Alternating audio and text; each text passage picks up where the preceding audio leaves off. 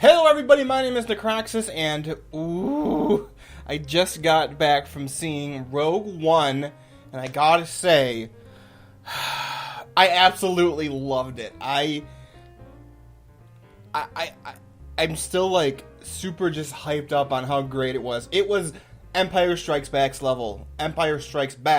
level of just good storytelling, great characters, darker tone, fantastic ending, shocking like cameos and things I didn't see coming, and it was just, all of it was just so good. If you guys saw my The Force Awakens review, I thought it was, in a nutshell, it was this. It was okay. It was pretty good.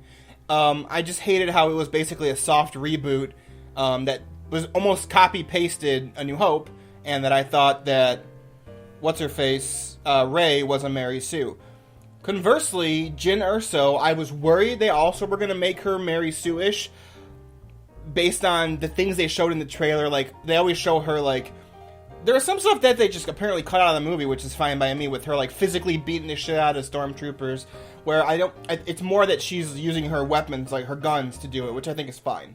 And that made it fun. I didn't think Jyn Erso was a Mary Sue at all. Before I get into spoiler territory, I'll just, like, give my non-spoiler review. The story was great. Like I said, the cameos was fantastic. The callbacks were amazing. The stormtroopers and all the aesthetics of all the Empire soldiers and the rebellion stuff, and all of the ships, everything was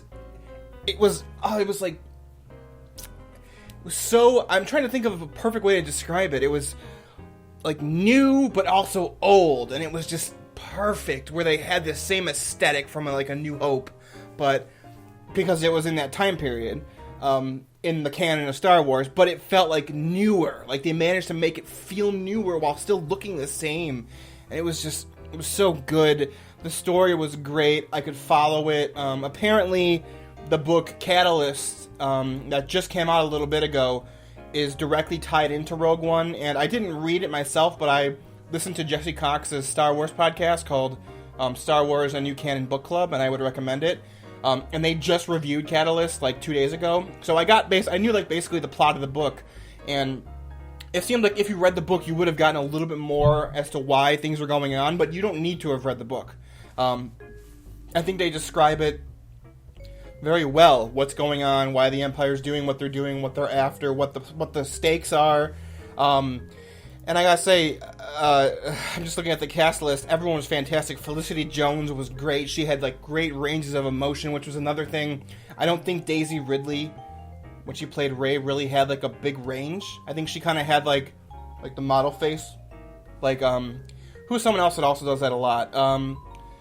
The chick in Pirates of the Caribbean, Keira Knightley, she seemed like she had like one emotion. It was like almost like a Donald Trump-esque resting bitch face.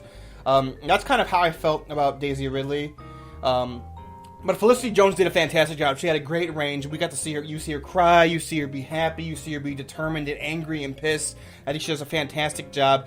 Diego Luna managed to be his own unique character. He played Cassian Andor, who was like an intelligence officer in the rebellion. He managed to not be Han Solo, but still be interesting, because he definitely was the Han Solo-ish character of the movie, but he managed to be his own character rather than just being like, oh, this is discount Han Solo.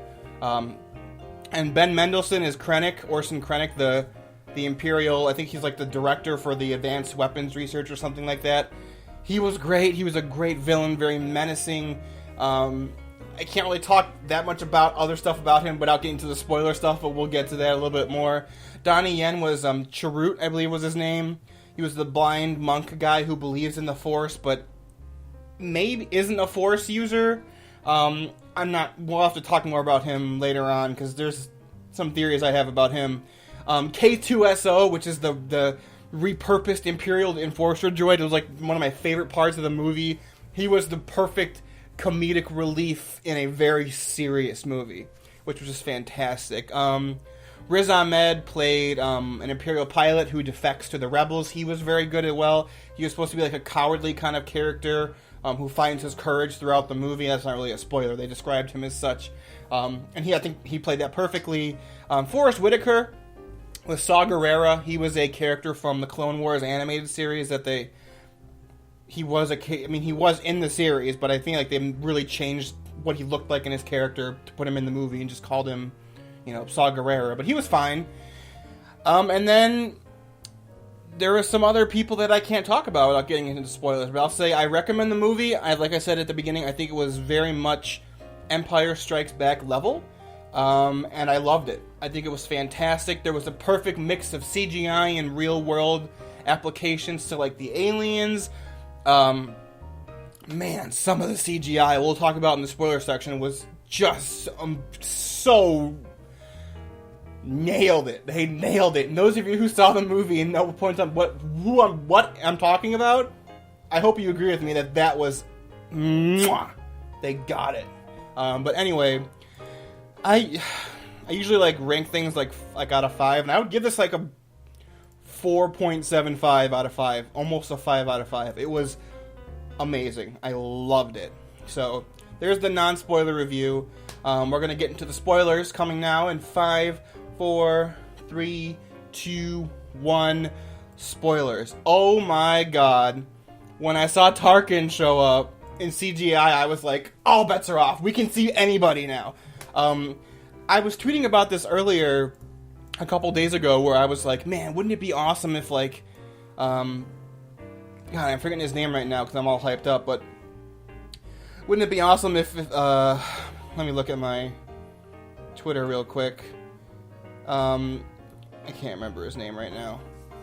Ian McDermott. I was like, wouldn't it be awesome if Ian McDermott like showed up as a cameo as the Emperor, or I don't know how to pronounce his name. Ewan McGregor showed up as Obi-Wan Kenobi. Neither of them are in the movie, but I was like, wouldn't it be great if they had like these kind of cameos? And then Tarkin shows up, and I was like, oh my god, all bets are off. I was like, we could see Leia. Guess what we do? I was like, we could see Leia. Who fucking knows? We could see Han Solo for some reason. Luke could be mentioned or seen for a second, even though nothing has happened with him yet. He'd just be on Tatooine, but whatever. Obi-Wan could show up for a second. Once Tarkin came on screen, I was like, all bets are off. They nailed what he looked like. Perfect.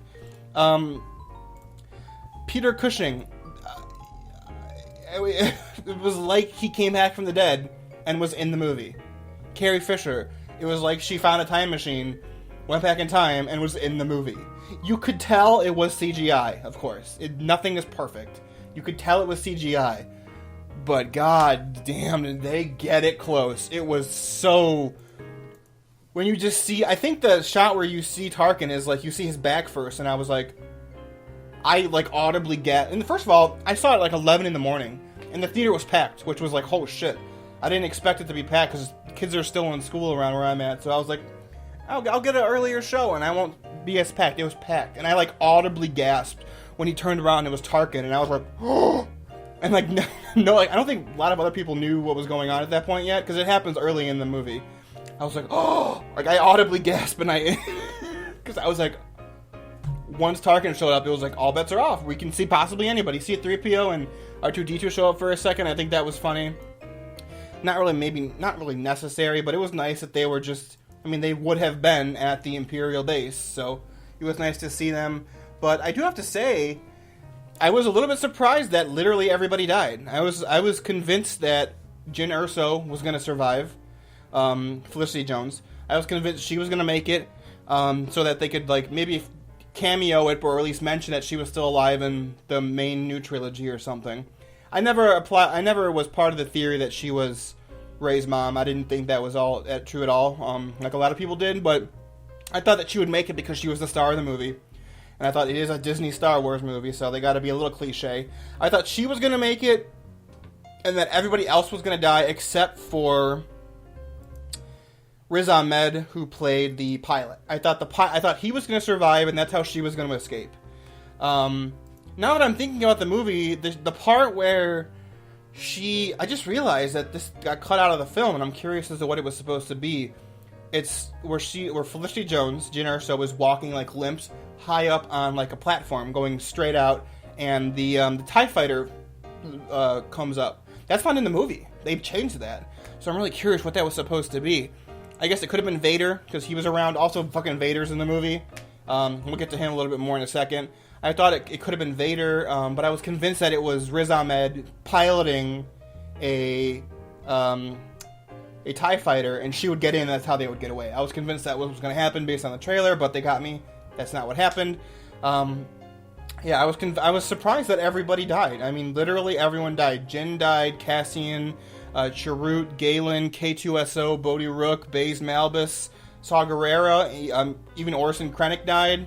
I knew he was going to die, but everybody died.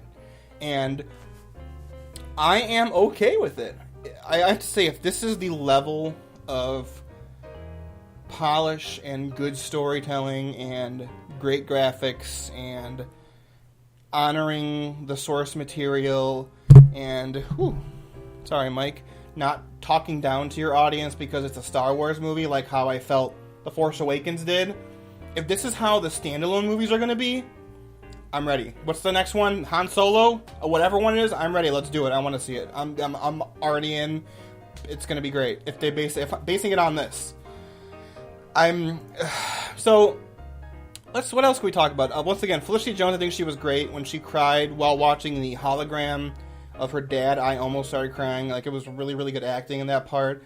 Even I know some people I know some people while I was watching it were going to be like, it looks fake because she was like angry when she's sad. Some people look like that when they're crying. I thought she did a very realistic job in that moment. Well, yeah, other than that, I think I talked about Felicity Jones, most of her stuff and the non-spoiler stuff, but she was great. Like I said, Diego Luna managed to be a Han Solo character without feeling like a discount Han Solo, and that was surprising. Like, he was a more ruthless and brutal Han Solo, but he still was a good guy. Like, he kills his contact at the beginning of the movie so that he doesn't get captured and interrogated. He just murders a fellow Alliance soldier. And then when he talks about how he was fine with going to kill Jin's father on the mission, he lies right to her face, and even though he doesn't pull the trigger at the last minute, he was gonna do it. Like, he went on the mission planning to do it. He talks about how all the horrible shit that he did, essentially, for the good of the Republic. And I thought he was great. What else can we talk about on the Rogue One squadron? K2SO was awesome. Like I said, very good comedic relief for a dark film. I knew he was dead. If out of the people who I was not sure was going to survive, he wasn't one of them. I was convinced he was going to die. He did. He died in a really cool way. He was a great character. It was really sad seeing him dying, but I guess he kind of went out. He was really damaged already, but he kind of went out in his own way. He locked the door and then just collapses. So I thought that was great. Baze Malbus and Chirrut Imwe, I believe is how you pronounce his last name, Donnie Yen and Jiang Wen.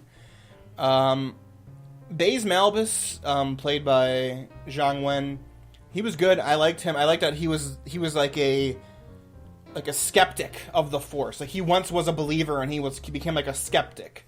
And then throughout the movie, he's just mowing people down with like his Gatling gun laser, which was just so cool. And he also has the rocket launcher, and he was great.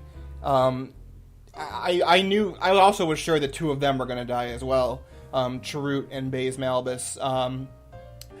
I feel like the only person who got kind of a shitty death was Baze Malbus, because let's see, Jin and Cassian, they died on the beach as the Death Star was killing them. They completed their mission together. They did it, and they're the reason that, the rebellion wins. So I liked their deaths at the very end. Who else? K2SO died locking the door so they could get to the plans. Bodhi Rook, who played by Riz Ahmed, died securing the information pipeline between the planet and the rebel ships. So he died in a very noble way. Chirrut dies opening up the channel to get the information out. But I feel like Baze, while he had a great reaction to Chirrut's death, and it was very emotional, and I liked how he basically resigned. I know he resigned himself to his death after Chirrut died, and that's how he kind of goes out. But it it was a little weird that he just dies having just killing people, and then one of the guys has a grenade and falls over and blows both of them up. I guess because he's just a soldier and like a warrior, that's kind of like a warrior's death, but not that it was necessarily bad. I feel like his death was the least worthy of what he was in the movie, which was a fucking bamf. Saw Gerrera, played by Forrest Whitaker, he was in the movie far less than I thought he would. I was convinced he was going to die, of course, but I thought he would have made it a little bit further, but I mean, he served his purpose in giving the message to Jyn. But can we talk about Chirrut a little bit more? He's the blind monk who believes in the Force, but they specifically say he's not a Jedi. But they say he's not a Jedi, but I'm convinced that he's Force sensitive. He just doesn't either acknowledge that he is, even though he still believes in the Force, or that he just doesn't want to say it because shit's already gone down and all the Jedi have been assassinated. Because there are moments, like him being a blind warrior is fine. That's a very tropey kind of Asian, I was going to say Japanese, but I don't know if it's Japanese or Chinese originally inspired, like the blind monk who can kick everyone's ass but always blind. So he's like that very Asian stereotype, which is fine. It's not bad. But being able to like fight like 7, 8, 9 stormtroopers. If there was any moment in the movie, by the way, that I thought this is slightly unbelievable, I never thought it was any of Jyn's stuff, which is what people were worried about. I thought it was the first introduction of Chirrut where he fights off like 10 stormtroopers on his own. He's a blind guy with a stick and they all have guns. But now that I believe that he was Force sensitive, I think it makes more sense, because even though he doesn't realize that he was, maybe the Force guided him as he was fighting. He like would know what people were, and he could like dodge out of gunfire several times in the movie. And then he's walking through at the very end, right before he dies. He's walking through the firefight to get to the switch to pull it, and he's not getting hit. And I'm convinced, like, oh, because he's Force sensitive, he knows when to walk and when to stop, because he's got kind of like a very limited future sight, so he knows when to move and when not to move. So I'm convinced he was Force sensitive. Maybe there was some like executive in the movie said no, he's definitely not, but it seemed like he was. So Galen Erso plays Jyn's father played by Mads Mikkelsen as Jyn's father, as Galen. I love that after every possible joke has been made about the Death Star having a weak point that would blow the whole thing up, after all of the jokes over the 20, 30, 40 years, that they put it into the story as Galen's dad having a last fuck you to the Empire because of what he did to his family. I loved that. As that scene was unfolding where he was like, I put a weakness in the system, I was like, oh my god, they're making canon the fucking exhaust chute. I can't believe that was a thing that they purposefully put in the movie. Oh my god, it was great. I know some people are going to find it stupid and kind of after the fact excusing of a silly plot device, but I like that they were like, we don't fucking care, that's part of the canon, he did it on purpose so they could blow up the Death Star. I love that. What else? Krennic was a great villain, very menacing, even though he was like a little bitch compared to Tarkin, which is once again reflected in Catalyst. They mention a lot how Krennic is very much a power-hungry villain, and Tarkin kind of outplays him at every step of the way in the book, and that really, it really translates well into the movie when Tarkin does that several times in the movie. He takes control over the Death Star after the successful attack on whatever city that was. I can't remember off the top of my head. Let me look at the Jedda's capital. After Jedda's destroyed, and then Tarkin takes control of the Death Star program, he does it there, and then, it's just, Krennic was a very compelling villain. Tarkin was represented perfectly. He was very Tarkin-esque, great. I even forgot to mention fucking Mon Mothma and Bail Organa are in the movie. I couldn't mention it at the in the non-spoiler because even though I'm reading like news about Rogue One, apparently it was known beforehand. You see Mon Mothma in the trailer. I don't think you ever see Jimmy Smits as Bail Organa in the trailer, but I didn't want to spoil that for people, because when I saw Jimmy Smits, I was like, Daniel Argano's back too, and some people are going to be like, this is too much calling back to the original prequel, or the prequel trilogy, and I'm like, they did it in a perfect way. And if I had to describe Rogue One, and let me finish this whole thought I'm about to say before you guys crucify me. The way I came out of Rogue One was, this was like the prequel trilogy, if it would have been done correctly. Because even though there has been, I mean, there are some people who are saying, like, this Rogue One put the war back in Star Wars, and that's stupid. The war was always in Star Wars. But I felt like this was what it really felt like at, like, the ground level. Fighting, like, on the beaches, or, like, in the trenches, or in the city, or in the Imperial research facility on that really spiky, rocky planet. Because we always had, like, the hero's perspective, like, through Luke, or Obi-Wan and Anakin, or Rey, and then we always had, like, the space perspective that I think they did very well. But I never thought they really developed, like, the regular trooper, on-the-ground perspective very well. They tried a little bit to do that with Finn. I don't think they did it really well, because I felt like Finn really didn't have much of a place in Force Awakens, but here I felt like they did it perfectly. There was a lot of time spent on just people fighting on the ground, like just blaster versus blaster. That was great. So I feel like that's what the prequel trilogy was trying to do, but because of, dumbass storytelling and George Lucas's laziness and, terrible CGI, that it came off badly, and I felt like Rogue One did all of that right. So, what else can we talk about? I mentioned how I was surprised everyone died, but I was okay with it.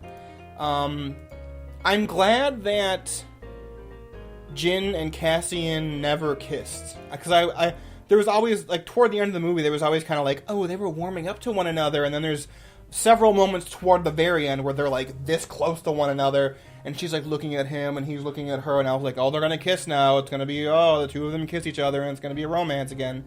But they never did. They never went there. They were just kind of... And then I realized I was kind of brainwashed from all of the other Star Wars stuff, just assuming that it was going to happen. Leia and Han, Anakin and fucking Padme, Rey and Finn, I thought it was going to happen, but they subverted that, luckily. But I was glad that what I thought was like a romance between them was just like respect. Like they just finally respected who each other was at the end of the movie. And then they sit there together and they die on the beach as the fucking Death Star, like, wave of destruction's coming toward them, and I'm getting emotional just thinking about it again. It was perfect. It was so good. This was, like, if I had to put... Because even I feel like... Don't crucify me. Empire Strikes Back is phenomenal, but there was always some stuff that I was like, this felt like it was going too long. Like, some of the Cloud City stuff, I was like, and... Especially when they get to Cloud City and, you find out that they get betrayed and Vader shows up at the dinner. I was like, I feel like there's a scene missing here somewhere when I first saw it. But here I felt like everything flowed very well, which is surprising because they did a lot of reshoots, apparently. And I think it flowed very well. I think this was... Dare I say it? Should I say it? I think I'm going to say it. I think this was as perfect a Star Wars movie that has ever been made. Which is interesting because there's very little Force stuff in it. And I love the Force stuff. I hate what the prequels did to it, like every other fan of Star Wars, but I love the Force stuff, and Vader's in it, and Vader has a really fucking awesome scene at the very end where he's just annihilating people through the hallway on the blockade runner ship, which fucking connects immediately to the fucking fourth movie. And I was like, oh my god, perfect, when Leia shows up. But I feel like this was a perfect Star Wars movie. And then I'm like, but there wasn't a lot of Force stuff. Do I still think it was perfect? Nothing's perfect, but it was pretty damn close. But let's leave the Force stuff to The Force Awakens and the new trilogy, because I feel like they can do it well, because they've done it. They did it really. They did it much better than the prequels. They did it probably as good as the original trilogy. But my problems really are just still with Rey being able to use the Jedi mind trick immediately. I hated that idea, but the lightsaber stuff in Force Awakens was perfect. So I'm just leave all that stuff to that franchise or that trilogy, and let's have all of these. Like, what are they calling them? A Star Wars story, like the stories. Let's have the Force mostly not in these, because this was just, it felt like Star Wars with no Force stuff in it, and it was phenomenal. It was phenomenal. I did tweet out that I would be disappointed if Vader isn't the one who killed all of the people, and he wasn't. In fact, Vader really only murdered a shitload of just rebellion troops. He didn't even kill Krennic, which is what I thought was going to happen. But I was okay with it. I was okay with it. It would have been funny to see them all begin to escape and have Vader show up and just like fucking wreck shop and like throw lightsabers and stuff.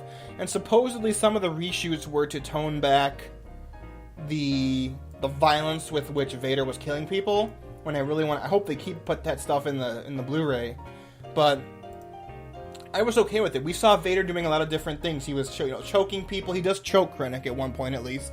He was choking people. He was like flinging them through the air. He was just cutting through people. He stabs through someone's stomach at one point. I really just wanted him to throw the lightsaber. That was the one thing he didn't do that I wanted to see him do. Throw the lightsaber to kill somebody and then jank it out with the Force and have it back again. But I will say one thing, though. They made Vader very menacing, and his movements were quick at the beginning when it's like 10 rebellion troopers firing at him and him just blocking it all. He was moving fast, but what was cool was they didn't get to the ridiculous level of the prequels where you had Yoda flipping around and fucking 10,000-year-old emperor like fighting Yoda with the fucking lightsabers, which was stupid. I know he's not really that old, but that's just my perspective of that scene. They had Vader fighting like really easily through these people and blocking all the shots without actually feeling goofy like the prequel. And I feel like that's a really hard balance to hit. And I actually think at one point he pulls a Kylo Ren and he blocks one of the bullets. Because I think he does it for a split second. I think he does it one time. But the problem is, in that scene where he's killing everyone, he's doing stuff like so fast that he like flings someone else and slashes someone while he like blocks all bolts and then kills somebody else and throws someone else and chokes somebody. So I think that at one point I do remember thinking, did he just block that bullet? I think he did, which was cool.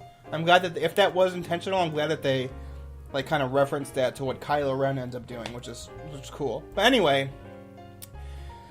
is there really anything else to talk about? Which was it was great. I think Mon Mothma was represented very well.